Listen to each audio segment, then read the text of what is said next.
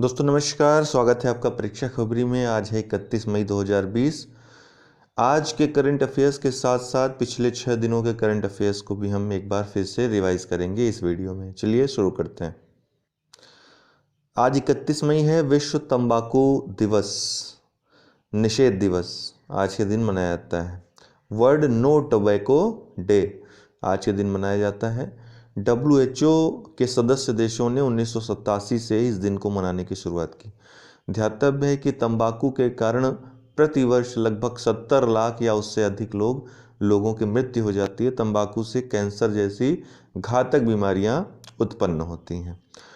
तो इस बार का जो विषय है, फेफड़ों पर तंबाकू का खतरा, ये विषय है।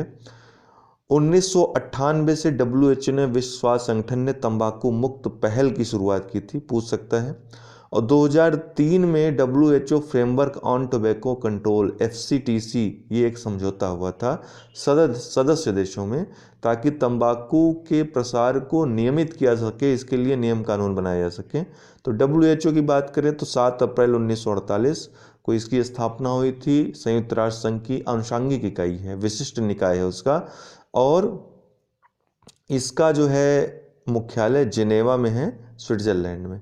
ठीक है, तो संयुक्त राष्ट्र संघ का विशिष्ट निकाय है WHO। Central institute of plastic अभी हाल ही में WHO को त्यागने की बात किसने की है? USA ने। ठीक है, ट्रंप ने ये कहा है कि WHO को हम छोड़ रहे हैं। तो WHO की काफ़ी निंदा भी की कि अब चीन की कठपुतली हो गया है। कल इसी के बारे में ये बात कर रहे थे।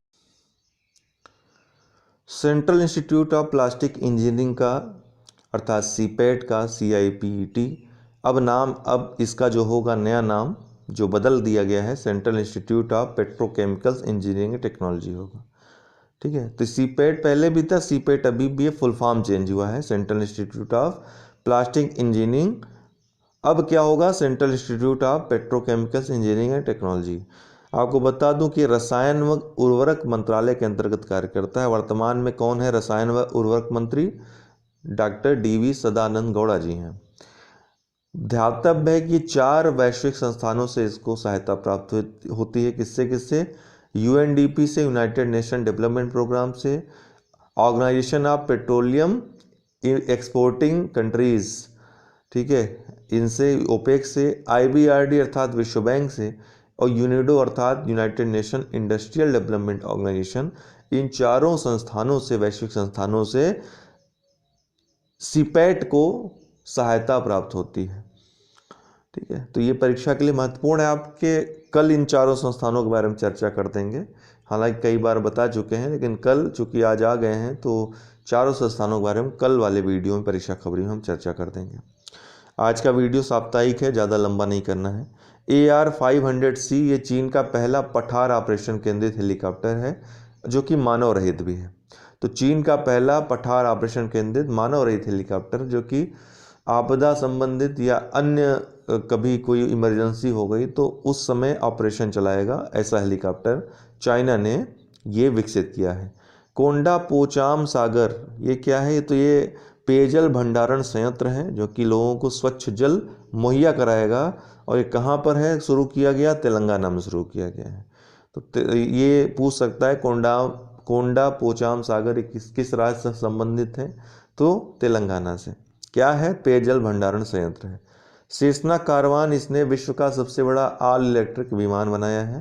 तो वन लाइनर में ये प्रश्न पूछ सकता है कि विश्व ऑल इलेक्ट्रिक विमान मतलब पूरा इलेक्ट्रिक से ये चलेगा। तो विश्व का सबसे बड़ा ऑल इलेक्ट्रिक विमान किसने बनाया? सेस्ना कारवान ने।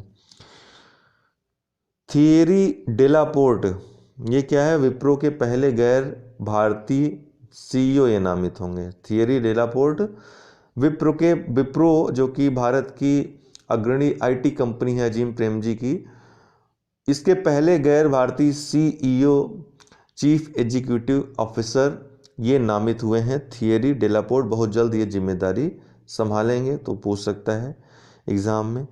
अब आइए 7 दिन का देख लेते हैं एक बार तेजी से। झीरम घाटी छत्तीसगढ़ में स्थित है। कहाँ स्थित है? झीरम घाटी छत्तीसगढ़ में। 25 मई 2013 में नक्सली हमला यहीं हुआ था, जहां कांग्रेसी नेताओं की नक्सलवादियों ने हत्या कर दी थी, सामूहिक हत्या की थी। तो इस उपलक्ष्य में 25 मई को झीरम श्रद्धांजलि दिवस मनाया जाता है छत्तीसगढ़ सरकार द्वारा। वर्तमान में कांग्रेस सरकार है तो बिल्कुल अपने नेताओं को श्रद्धांजलि देगा ही, देना भी चाहिए। तो झीरम श्रद्धांजलि दिवस। लेकिन यहाँ से प्रश्न आ सकता है झीरम घाटी कहाँ स्थित है? छत्तीसगढ़ में। टी.एस. तिरुमूर्ति, ये संयुक्त राष्ट्र में भारत के नए स्थायी प्रतिनिधि का पदभार इन्होंने ग्रहण किया। सैयद अकबरुद्दीन ये वापस आ गए। टी.एस. तिरुमूर्ति नए स्थायी प्रतिनिधि बने हैं, भारत का पक्ष रखेंगे विभिन्न विषयों में। पीपीई कवर ऑल्स, ये भारत चीन के बाद विश्व का दूसरा सबसे बड़ा निर्माता बन गया है पीपीई कवर ऑल्स के उत्पादन के मामले में। ये क्या है? पीपीई पर्सनल प्रोटेक्शन इक्विपमेंट है, जो आप देखते हैं डॉक्टर्स इस समय कोरोना वायरस से बचने के लिए पहने रहते हैं, मरीजों की देखभाल करते हैं। हालांकि पीपीई का सबसे ज़्यादा प्रयोग इसके पहले हम लोग सुनते थे, जो बम स्क्वाड आता था बम को डिफ्यूज़ करने के लिए, वो पीपीई पहनता है। ठीक है, तो पीपीई के कवरऑल्स के मामले में, जो कि पूरे शरीर को कवर करता है कोरोना से बचाने के लिए, भारत चीन के बाद विश्व का दूसरा सबसे बड़ा निर्माता बन गया है।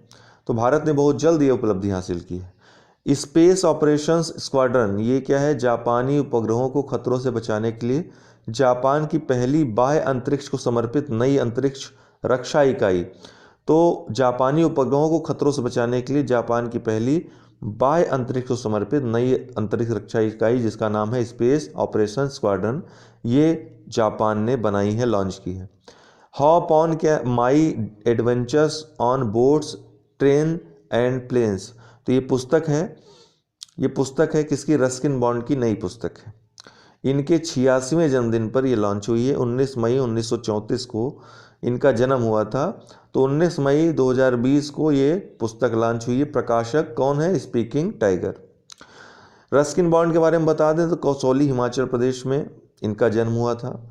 17 वर्ष की उम्र में इन्होंने पहला उपन्यास लिखा था, the room on the roof. तो इसके बाद काफ़ी फेमस हुई ये पुस्तक, इनको पुरस्कार भी प्राप्त हुए, बाद में प्रेरणा इनको मिलती गई और इन्होंने ढेर सारी पुस्तकें लिख डाली। भारत में इनको साहित्य अकादमी पुरस्कार के साथ ही पद्मश्री और पद्म भूषण पुरस्कार मिल चुके हैं रस्किन बॉन्ड को। एनबीए यूएनडीपी जैव विविधता समरसता मानक कार्यक्रम व यूएनईपी लुप्त प्राय प्रजाति अभियान ये शुरू किया गया। कहाँ? भारत सरकार ने शुरू किया। पर्यावरण वन व जलवायु परिवर्तन मंत्रालय, भारत सरकार ने कार्यक्रम दोनों शुरू किए। पूछ सकता है एनबीए यूएनडीपी जैव विविधता समरसता मानक कार्यक्रम और यूएनईपी लुप्त प्राय प्रजाति अभियान, ये दोनों जो है शुरू किया है भारत सरकार ने। एनबीए के बारे में हमने आपको बताया था, राष्ट्रीय जैव विविधता प्राधिकरण, जो कि चेन्नई में इसका मुख्यालय स्थित है। ठीक है, सीबीडी कार्यक्रम के तहत भारत ने इसको स्थापित किया था। जो सीबीडी कार्यक्रम के बारे में हमने बताया था, कन्वेंशन ऑन बायोलॉजिकल डाइवर्सिटी, जो कि 1992 में रियो डी जेनेरियो में इसकी स्थापना हुई थी। भारत ने इस पर हस्ताक्षर किए थे। जैव विविधता संरक्षण के लिए अभिसमय है ये। तो इसी के तहत भारत ने एनबीए की स्थापना की, चेन्नई में इसका मुख्यालय है। यूएनडीपी के बारे में हमने बताया था, यूनाइटेड नेशन डेवलपमेंट प्रोग्राम। इन दोनों ने मिलकर के जैव विविधता समरसता मानक कार्यक्रम भारत में शुरू किया है, भारत सरकार ने ये शुरू किया है, पर्यावरण वन व जलवायु परिवर्तन मंत्रालय ने। इसके साथ ही UNEP United Nation environmental programme का लुप्त प्राय प्रजाति अभियान शुरू किया गया। यूएनईपी के बारे में हमने बताया था, 5 जून 1972 को इसकी स्थापना हुई थी स्टॉकहोम सम्मेलन के दौरान। और इसका मुख्यालय यूएनईपी का कहाँ है? नैरोबी में है, केन्या में। ओपन स्काईज संधि, अमेरिका ने ओपन स्काईज संधि को छोड़ने की घोषणा की है। हमने बताया था ओपन स्काईज संधि ये लगभग 34 देशों की एक संधि है, जिसमें एक दूसरे के क्षेत्र में कोई विमान जो है परीक्षण किया जा सकता है, ऐसी एक संधि थी। ठीक है, जो कि आपसी समन्वय, सेनाओं में आपसी विश्वास कायम करने के लिए शुरू की गई थी। लेकिन अमेरिका ने इसको छोड़ने की घोषणा की है, क्योंकि अमेरिका के अनुसार रूस इसका उल्लंघन बार बार कर रहा था, अतिक्रमण कर रहा था, निगरानी कर रहा था और जासूसी करने में प्रयोग कर रहा था इस संधि का, ओपन स्काई संधि का। एआई बेस्ड अटेंडेंस एप्लीकेशन, कृत्रिम बुद्धिमत्ता आधारित उपस्थिति अनुप्रयोग, जिसको आईना कहते हैं, डीआरडीओ द्वारा ये विकसित किया गया आईना को। एआई बेस्ड अर्थात artificial intelligence based attendance application, तो किसने शुरू किया आईना को? डीआरडीओ ने विकसित किया है। इंडिया भारत की मदद से, इंडिया क्या है? तो भारत की मदद से जिंजा युगांडा में स्थापित सैन्य युद्ध खेल केंद्र है। ठीक है, जिंजा युगांडा में स्थापित सैन्य युद्ध खेल केंद्र जिसका नाम इंडिया है। तो ये भारत की मदद से, इसलिए इसका नाम इसके सम्मान में इंडिया रखा गया है और भारतीय सैन्य प्रशिक्षण दल ने इसको स्थापित किया है। ठीक, इन्वेंटर ऑफ द ईयर पुरस्कार देखिए, विस्तृत जानकारी आप परीक्षा खबरी के उस दिन के वीडियो में देख लें। इन्वेंटर ऑफ द ईयर पुरस्कार 2020 राजीव जोशी को प्राप्त हुआ है, जो कि भारत और भारतीय मूल के अमेरिकी वैज्ञानिक हैं। तो इन्वेंटर ऑफ द ईयर पुरस्कार प्रतिष्ठित पुरस्कार है जो कि राजीव जोशी को प्राप्त हुआ है। मिजोरम ये खेल को उद्योग का दर्जा देने वाला भारत का पहला राज्य बना है। खेल को उद्योग का दर्जा देने वाला। 28 मई को मासिक धर्म स्वच्छता दिवस ये मनाया जाता है, 2014 से मनाया जाता है। इसको किसके द्वारा? वाश यूनाइटेड, जो कि जर्मनी का एक गैर सरकारी संगठन है, एनजीओ है, इसके द्वारा। ठीक है, मासिक धर्म स्वच्छता दिवस। खुडोल क्या है? संयुक्त राष्ट्र द्वारा कोविड-19 महामारी के खिलाफ समावेशी लड़ाई है। तो शीर्ष 10 वैश्विक पहलों में सूचीबद्ध एक भारत का एक एनजीओ है, भारत की एक पहल है जिसका नाम है खुडोल, और ये मणिपुर इम्फाल में इसका मुख्यालय स्थित है, लेकिन पूरे भारतवर्ष में ये कार्य करता है। इसी ने भारत की पहली ट्रांसजेंडर फुटबॉल टीम बनाई थी, इसी कारण ये फेमस हुआ था, इसी कारण चर्चा में आया था। वर्तमान में यह कोविड-19 के कारण जो लोग फंसे हुए हैं, जो लोग असहाय लोग हैं, उनकी सहायता के लिए चर्चा में है।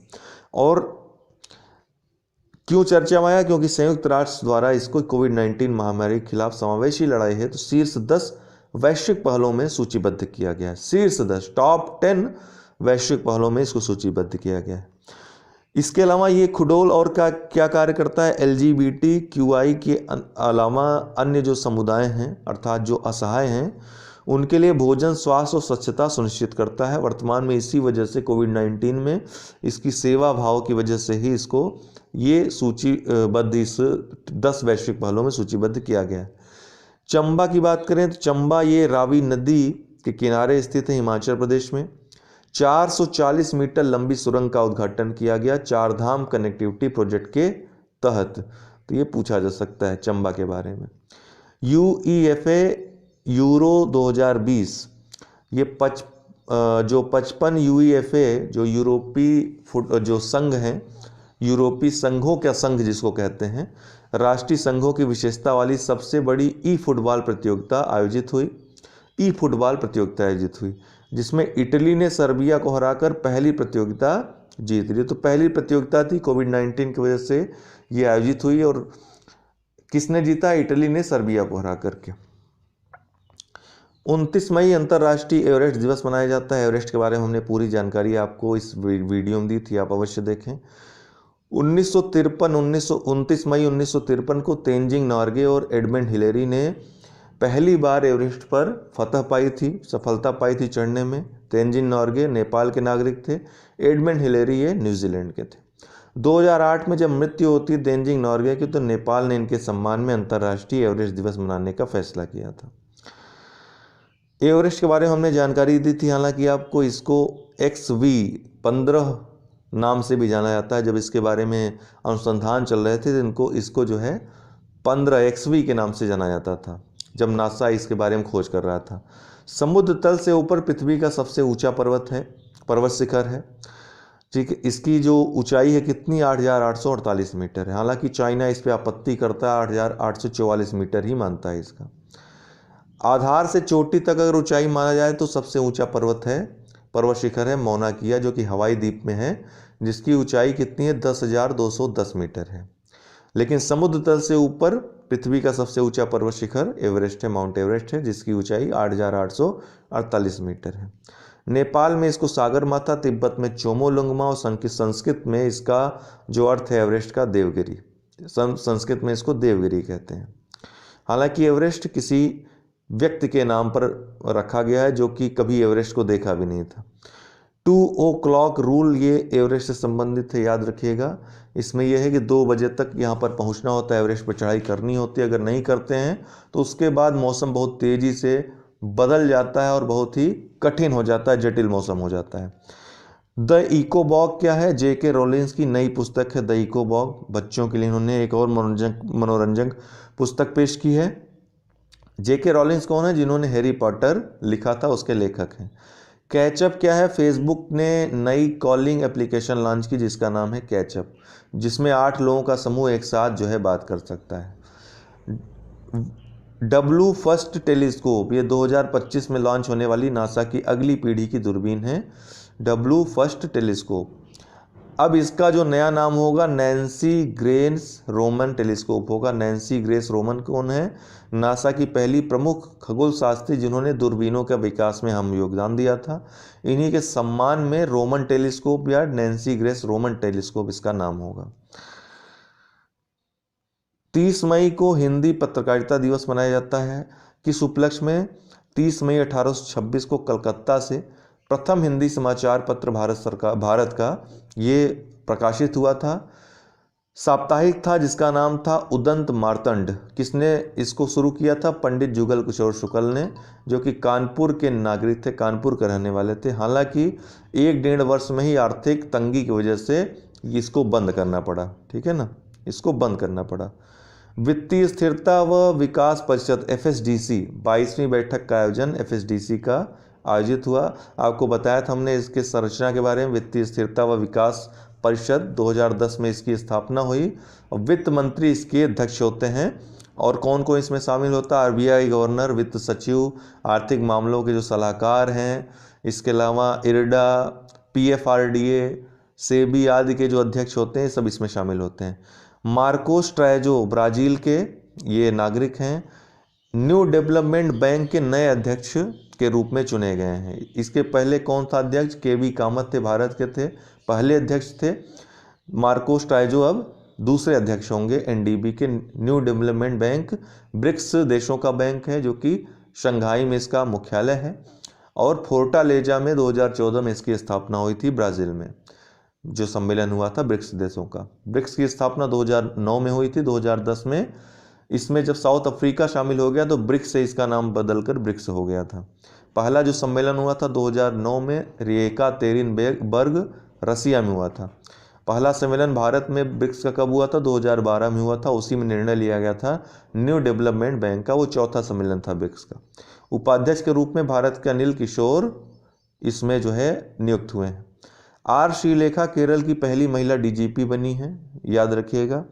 नरेंद्र बत्रा भारतीय ओलंपिक संघ के जो अध्यक्ष हैं, जो अंतर्राष्ट्रीय ओलंपिक समिति है, उन्होंने ओलंपिक चैनल आयोग का सदस्य इनको नियुक्त किया है।